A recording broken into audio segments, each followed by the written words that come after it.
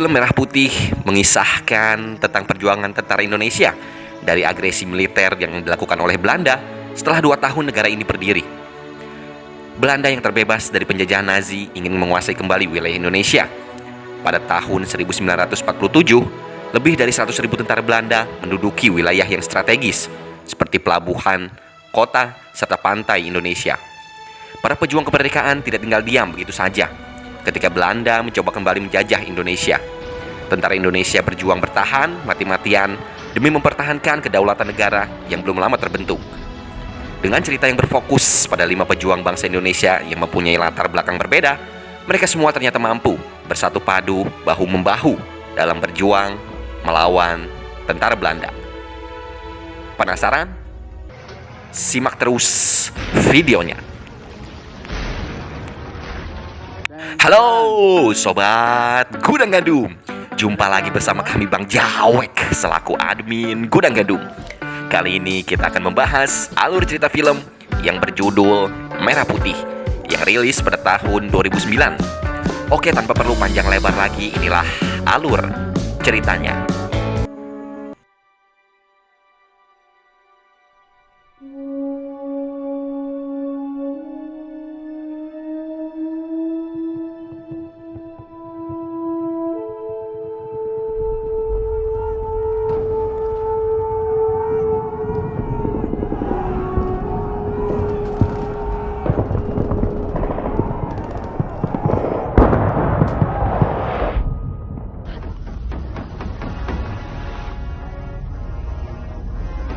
Awal cerita dimulai pada tahun 1947. Di Sulawesi, tentara Belanda telah tiba di sebuah rumah milik warga sipil serta mengancamnya. Seorang putra bangsa Indonesia yang sedang mengambil ayam hutan kemudian berlari kembali ke rumahnya. Dialah bernama Thomas. Thomas menghadapi kenyataan pahit karena ia melihat keluarganya dibantai oleh tentara Belanda.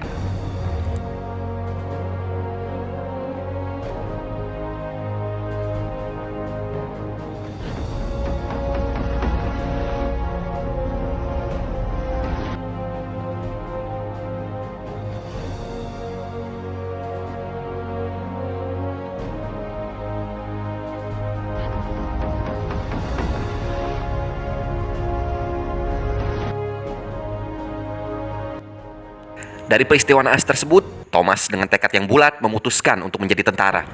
Ia kemudian pergi ke tempat pendidikan militer terlebih dahulu untuk mendaftarkan diri.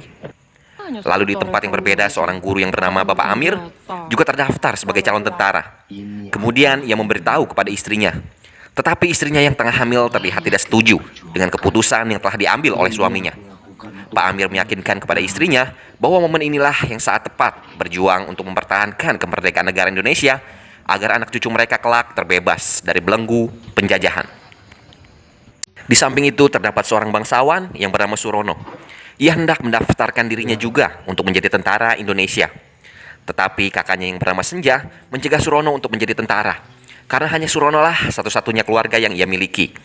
Meskipun dicegah oleh kakaknya, Surono tetap pada pendiriannya untuk menjadi tentara. Ditemani oleh sahabatnya Marius yang juga merupakan kalangan bangsawan, mereka berdua sama-sama pergi ke tempat pelatihan militer.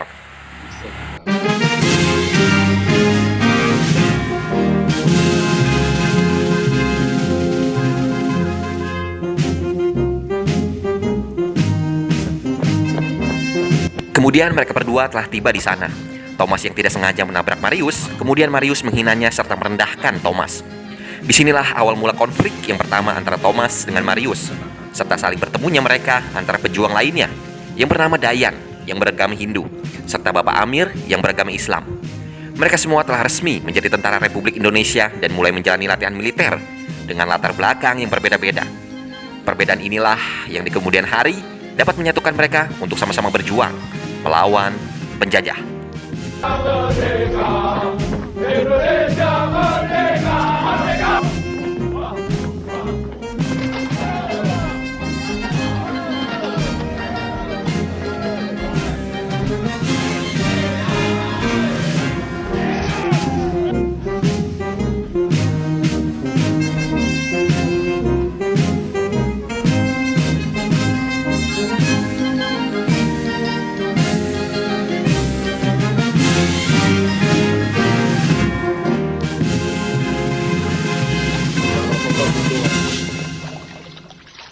Setelah melewati pendidikan militer yang panjang, Marius masih terlihat tidak senang dengan Thomas.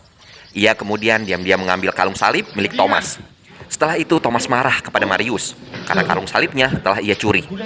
Lalu terjadilah perkelahian.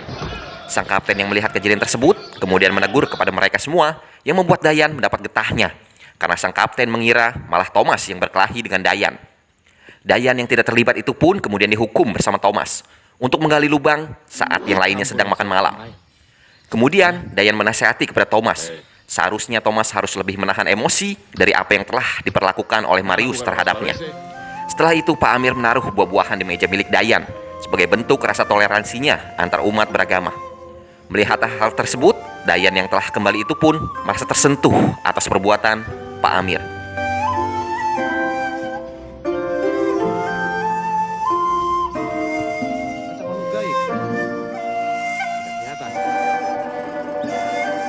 Lalu disusul Thomas yang juga telah kembali.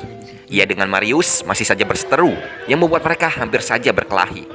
Pak Amir serta yang lainnya segera memisahkan mereka agar tidak terjadi perkelahian untuk kedua kalinya.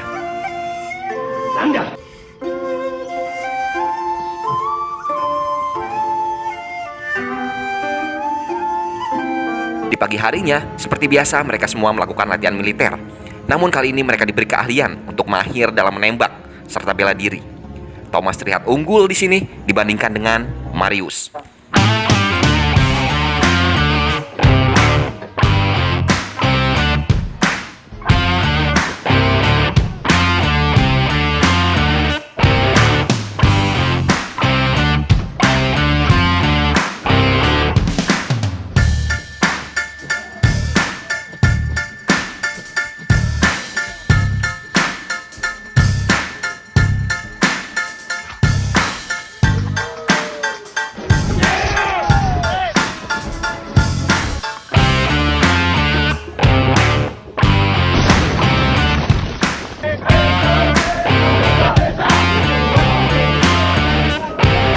Setelah beberapa hari mereka mengikuti pendidikan militer, kapten mereka menemukan sebuah minuman beralkohol. Semua tidak ada yang berani mengakuinya. Sang kapten menduga bahwa saat itu minuman tersebut merupakan dari kalangan orang kaya, dan hal tersebut menandakan alkohol itu milik Marius. Tetapi Thomas dengan maksud melindungi Marius dari hukuman, ia kemudian mengaku bahwa minuman tersebut merupakan miliknya. Pada malam harinya, Thomas melihat kalung salibnya telah berada di tempat tidurnya, yang menandakan bahwa Marius telah mengembalikannya.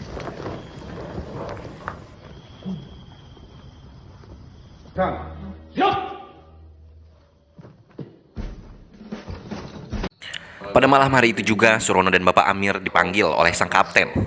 Mereka berdua diberikan kenaikan pangkat olehnya menjadi letnan. Surono diberikan pangkat sebagai letnan 1, sementara Pak Amir sebagai letnan 2. Kemudian mereka dipersilahkan untuk bertemu dengan keluarga mereka masing-masing di sebuah acara pesta yang diadakan oleh pihak militer. Tetapi saat mereka semua berkumpul di acara tersebut, tiba-tiba Belanda menyerangnya. Mereka harus berjuang untuk melawan Belanda dan menyelamatkan warga agar tidak terbunuh dalam pertempuran tersebut.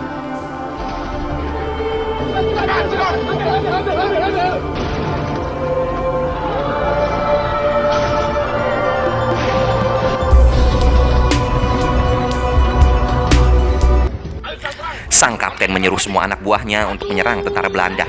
Letnan Surono lalu mencari kakaknya. Ia masuk ke dalam barisan musuh seorang diri. Sementara Letnan Amir menyuruh bawahannya untuk segera mundur karena merasa pihak Belanda mempunyai persenjataan yang jauh lebih lengkap ketimbang dengan mereka. Tentara Indonesia mengalami kekalahan dan banyak perwira yang telah gugur. Kapten mereka ikut tewas saat berjuang, termasuk Letnan Surono. Kakaknya yang melihat adiknya tewas itu pun tidak bisa menahan kesedihannya.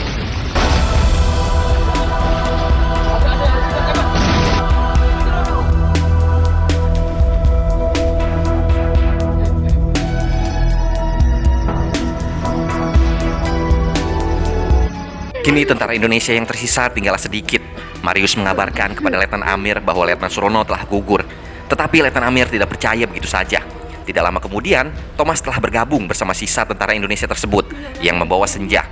Hal inilah yang dapat meyakinkan Letnan Amir bahwa Letnan Surono benar-benar telah gugur.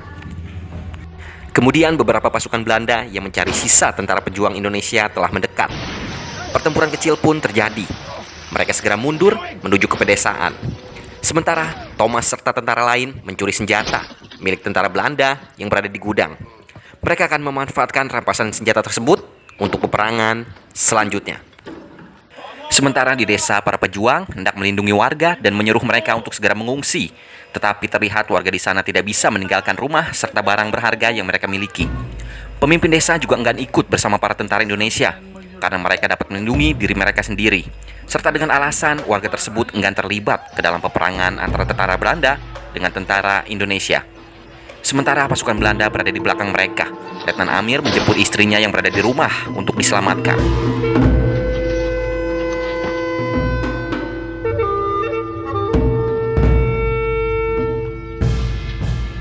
Pasukan Belanda telah tiba di desa tersebut setelah tentara Indonesia melarikan diri. Mereka membakar semua rumah yang ada di desa itu serta membunuh seluruh warga yang ada di sana karena mereka tidak memberitahu di mana pasukan Indonesia berada.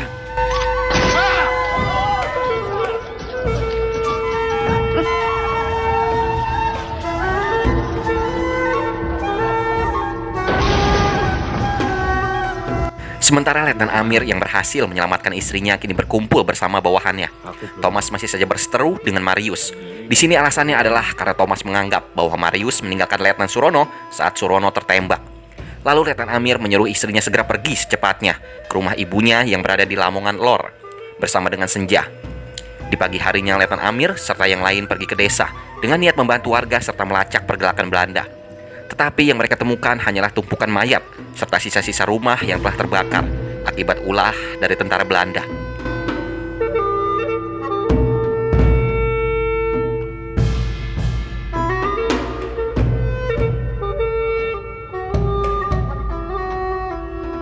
Salah satu warga serta beberapa anaknya berhasil selamat karena pada saat Belanda menghabisi mereka, ia berada di ladang. Bapak tersebut bernama Gunario. Bapak itu mengatakan bahwa Belanda bergerak menuju selatan dengan membawa bahan bakar serta persenjataan yang sangat lengkap. Marius berpendapat alasan mereka bergerak ke selatan adalah merupakan salah satu bentuk strategi pecah belah Belanda. Lalu Thomas memberi usulan untuk menghancurkan tangki bahan bakar yang sedang dibawa agar bisa menghentikan pergerakan mereka.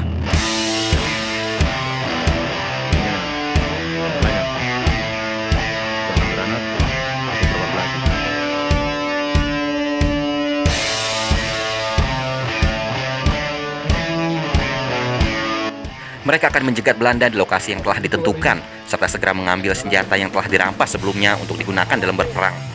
Anak-anak Gunario juga ikut andil di sini untuk membela tanah airnya. Dayan ditunjuk oleh Letnan Amir untuk mengintai pergerakan Belanda. Mereka semua bahu-membahu menyusun strategi agar rencana tersebut berhasil dilakukan.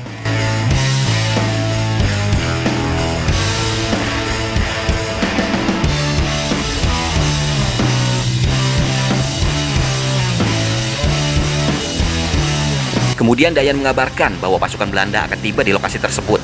Thomas berpura-pura sebagai peternak yang menempatkan hewan-hewannya tepat di atas jembatan.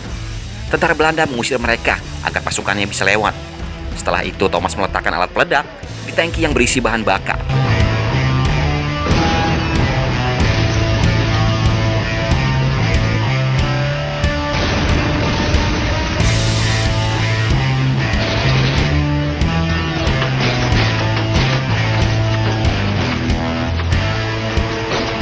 Tentara Belanda banyak yang mati di sini karena mereka langsung diserang oleh para pejuang Indonesia.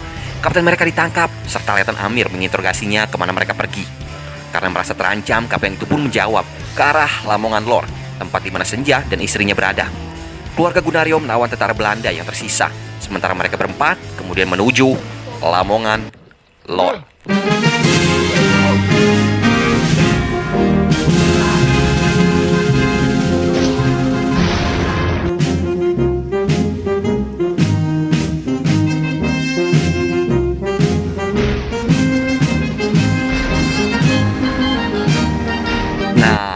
Itulah alur cerita film tentang perjuangan kemerdekaan Indonesia yang berjudul Merah Putih. Tetap dukung terus channel Gudang Gandum, karena kami akan selalu memberikan konten-konten yang menarik, nyentrik, tapi bermakna. Sampai jumpa lagi di hari selanjutnya.